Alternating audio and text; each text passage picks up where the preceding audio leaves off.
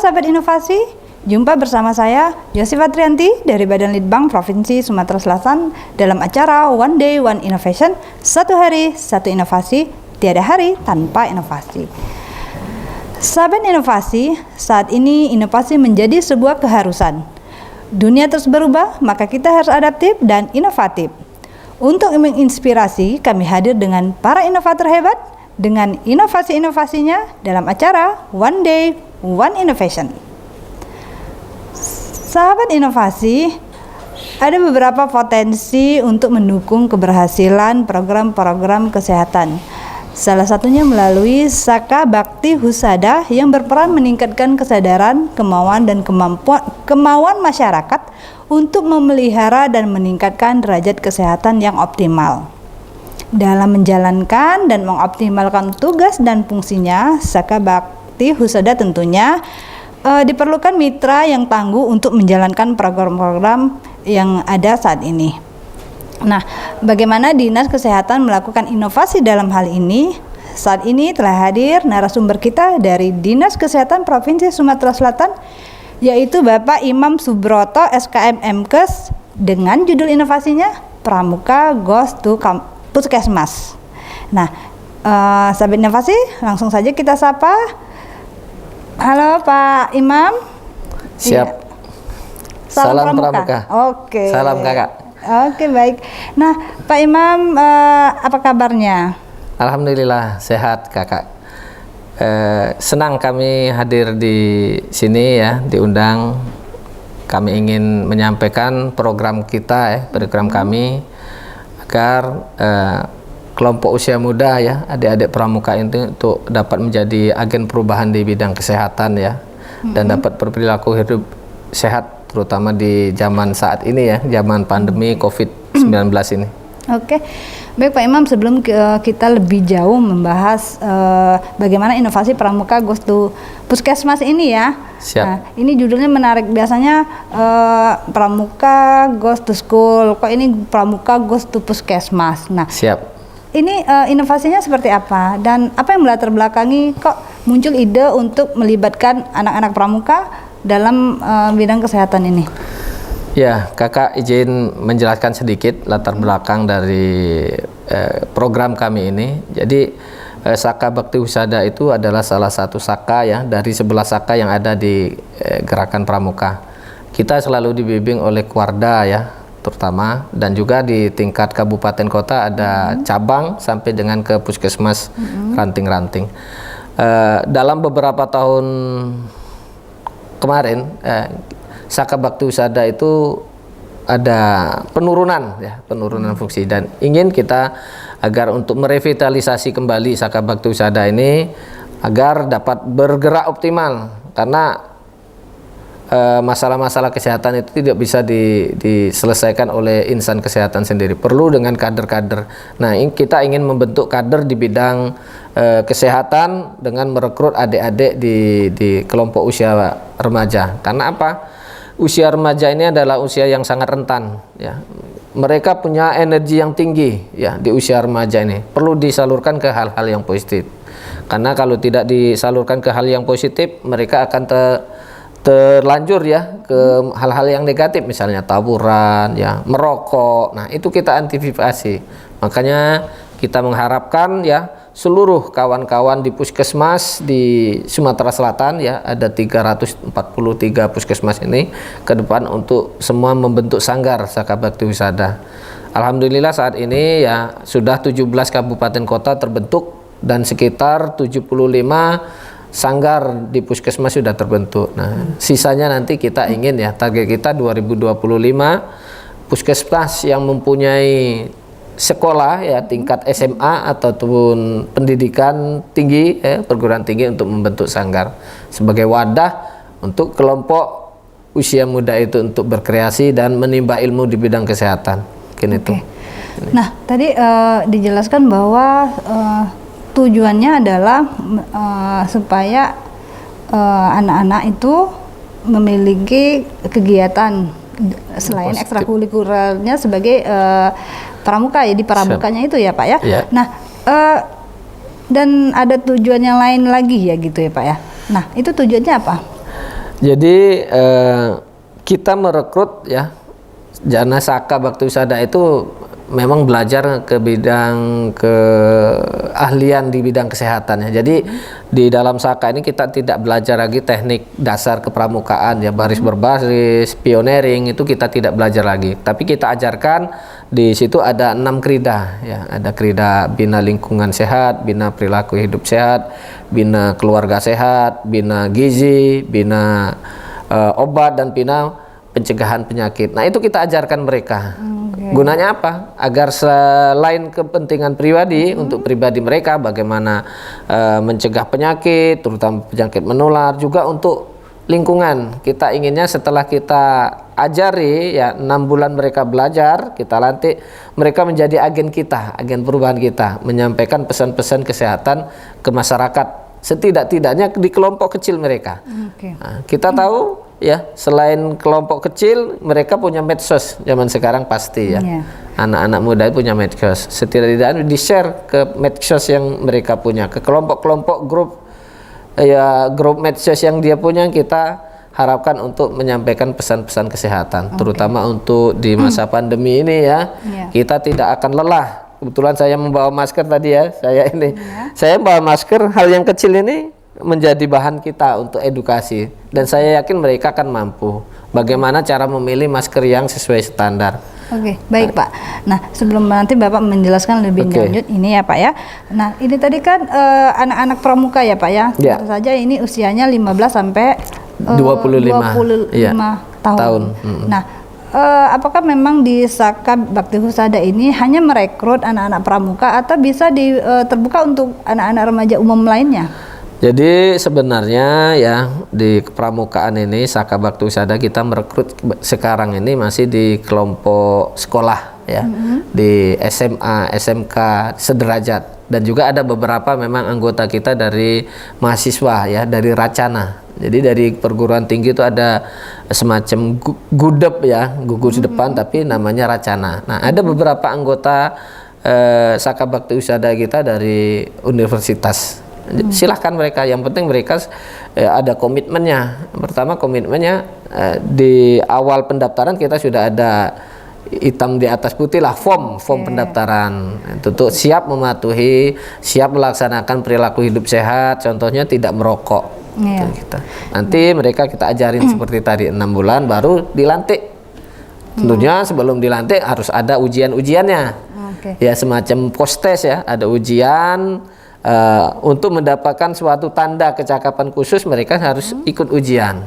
Kalau lolos ya, baik itu ujian tulis maupun ujian praktek, baru kita kasih TKK atau tanda kecakapan khusus. Melalui profesi nanti ada pengukuhannya di akhir tapi. Kalau dari cerita Bapak Imam tadi ya, boleh dikatakan inovasi Bapak ini adalah pemberdayaan anak-anak muda, khususnya anak-anak pramuka ya, untuk menjadi agent of change ya, agen perubahan gitu ya, untuk ikut berpartisipasi mengedukasi masyarakat ya dalam hal kesehatan ini ya Pak ya. Siap, iya. Nah, tadi Bapak mau menjelaskan bagaimana cara kerjanya inovasi ini, mulai dari mungkin dari perekrutannya seperti apa Pak? Ya, jadi untuk tingkat daerah ya, Saka Bakti Wisada daerah kita sudah terbentuk dari 2016 yang mulai aktif ya. Tentunya ini didukung oleh kepemimpinan kita ya, dari Ketua Mabi daerah ya, Bapak Gubernur yang mempunyai peranan penting, terus terang mempunyai peranan penting. Karena apa? Karena selama ini kita menganggarkan untuk pelatihan-pelatihan ya, pamong, instruktur itu sulit sekali. Tapi alhamdulillah melalui pemerintahan itu Kak Herman Deru ya selaku Kamabi daerah dan Wakamabida yang dipangku oleh Pak Wagub, itu anggaran kita bisa menganggarkan. Dari kalau sebelumnya penganggaran kepramukaan itu selalu di Kuarda, kita sedikit sekali tidak punya waktu peluang untuk itu. Tapi setelah kesini ya, itu kita punya alokasi anggaran, apalagi didukung dengan keluarnya peraturan Menteri Kesehatan nomor 38 2019, kita leluasa. Nah, kami mengharapkan agar kabupaten kota sampai puskesmas juga menganggarkan untuk pengaktifkan Saka Bakti Wisada ini. Karena ini kalau bisa saya katakan adik-adik pramuka ini adalah kader multifungsi ya. Karena bisa kita manfaatkan dalam berbagai kegiatan untuk mendukung program-program di wilayah masing-masing, terutama di puskesmas. Oke, nah itu tadi telah dijelaskan Pak ya bagaimana cara implementasinya. Nah kalau mekanismenya Bapak melakukan penjaringan untuk menjaring anak-anak pramuka itu seperti apa Pak? Iya, ini pertanyaan yang sering diberikan oleh kawan-kawan ya, kakak-kakak di tingkat puskesmas, bahkan rumah sakit dan instansi vertikal ini ya, sudah ada arahan untuk membentuk sanggar. Cuma mungkin memang terkait dengan penganggaran ya, itu yang masih menjadi kendala. Pertama, untuk membentuk Saka Bakti Wisada di wilayah kakak-kakak sekalian ya di seluruh Sumsel, kita harus membentuk struktur kepengurusan. Struktur kepengurusan kita terdiri jadi Kamabiran ya. Kamabiran itu biasanya kepala puskesmas dibentuk, ada strukturnya, nanti dilantik oleh Kamabiran di tingkat kecamatan, gerakan pramuka di kecamatan. Kita sebagai sakanya. Setelah itu kita baru merekrut, kita membuat sanggar. Tempatnya tidak perlu yang besar-besar amat. Untuk istirahat adik-adik selepas sekolah, untuk naruh tasnya dan lain sebagainya. Setelah itu kita latihan. Kita rekrut dulu, kita kasih surat ke sekolah-sekolah di wilayah kerja kita. Kalau di puskesmas kita mempunyai wilayah kerja 6 desa misalnya, ada 3 SMA atau SMK, kita surati SMA atau SMK tersebut, kasih tahu bahwa kita membentuk sanggar pramuka.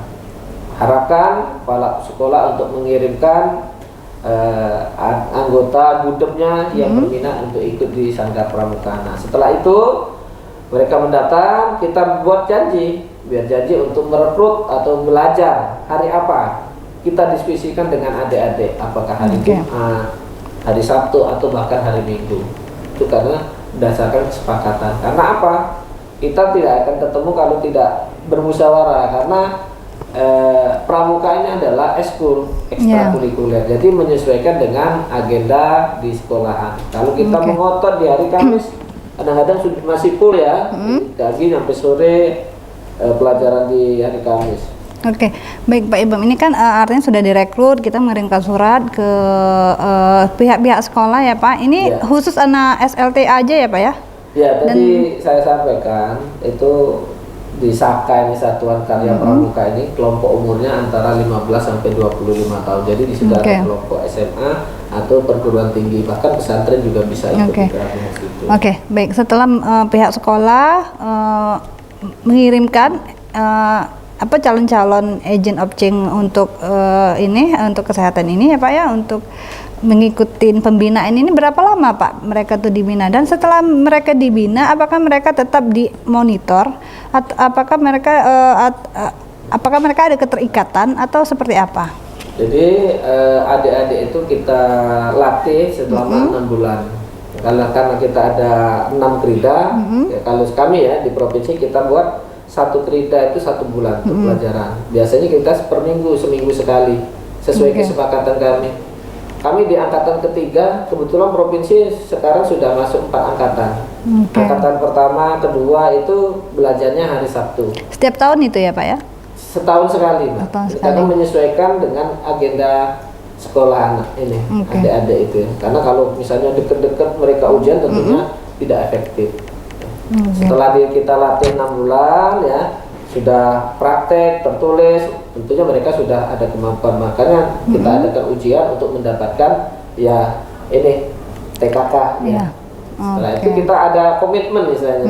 Ayo adik-adik, kakak-kakak, kakak sudah menyelesaikan di sini, tolong komitmennya ya untuk melaksanakan apa yang didapat itu di lingkungan kita dalam kehidupan sehari-hari. Jadi di situ penting, sehingga mereka menjadi agen perubahan kita dimanapun mereka berada. Mereka melakukan perilaku hidup bersih dan sehat, dan harus mengajak orang-orang di lingkungannya untuk berperilaku hidup sehat.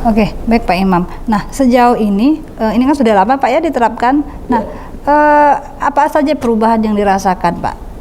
Jadi kalau by data memang belum ya, gitu, Pak. Tapi dari kita laporan kawan-kawan di puskesmas yang sudah terbentuk sanggar ya, Saka Bakti Wisadanya sudah aktif, mereka sangat terbantu untuk pelaksanaan program lain. Ada yang diajaknya untuk sosialisasi kawasan tanpa rokok, untuk sosialisasi program eliminasi penyakit dan lain sebagainya. Untuk bagaikan TB, biar rekrutmen anggota, bagaimana untuk mengidentifikasi, karena sudah dilatih. Oh, kalau misalnya ada di tetangga ini ada yang batuk lebih dari 2 minggu, tolong dilaporin. Sangat membantu sekali, terutama juga untuk apabila ada bencana-bencana, misalnya ada banjir, mereka ikut terlibat. Oke. Nah, jadi tentunya ini sangat bermanfaat sekali ya Pak ya. Nah, mungkin ada harapan kedepannya Pak untuk ini? Harapannya ya, kami mengharapkan pemimpin-pemimpin di daerah terutama ya, kita sudah waktunya untuk melibatkan ya kawula muda ya, kelompok remaja ini untuk ikut bersama-sama mengatasi masalah di daerah kita ya. Kita ajak mereka dan tolong untuk pembuat kebijakan ya. Dan kami seperti kami di provinsi di awal tidak ada anggaran, sekarang kita sudah bisa menganggarkan melalui untuk pelatihan-pelatihan ya, pelatihan KMB, KML. Baik Pak Imam, sebelum kita mengakhiri perbincangan kita hari ini ya Pak ya, pesan apa yang ingin disampaikan kepada tim Pak Imam untuk sebagai pendukung untuk terwujudnya inovasi ini yang ingin disampaikan, silakan. Pertama, saya mengucapkan terima kasih ya kepada Warda ya yang selama ini aktif membantu kami, Kuartir Ranting ya, kabupaten kota, cabang kabupaten kota, sama-sama kami ya tolong terus bantu kami untuk mengaktifkan Saka Bakti Wisada. Dan juga kawan-kawan kami ya di tingkat provinsi, kawan-kawan Promkes kabupaten kota ya, jangan patah semangat, kita aktifkan Saka Bakti Wisada. Insya Allah ya, program-program kita akan terbantu, terutama di masa pandemi ini ya. Karena apa? Kalau menurut di penelitian ya, di kelompok usia remaja ini banyak yang menjadi OTG, orang tanpa gejala. Dan di situ kalau kita bisa mengajak mereka untuk berperilaku hidup sehat, menjaga protokol kesehatan, mudah-mudahan ya pandemi COVID ini akan segera berlalu, terutama dari Sumatera Selatan ya. Oke Bapak Imam, terima kasih sudah hadir di acara podcast kita kali ini. Tentu saja ditunggu inovasi-inovasi lainnya ya Pak ya. Siap. Oke, baik. Itulah tadi sahabat inovasi perbincangan kita dengan narasumber kita hari ini yang tentunya sangat menginspirasi kita ya dan bermanfaat bagi kita semua. Dan sahabat inovasi, jangan lupa terus semangat untuk melakukan inovasi tentunya dengan jurus 4S kita. Setiap orang adalah inovator, setiap masalah peluang inovasi, setiap solusi harus sinergi, dan setiap inovasi harus konkret hasilnya. Salam inovasi.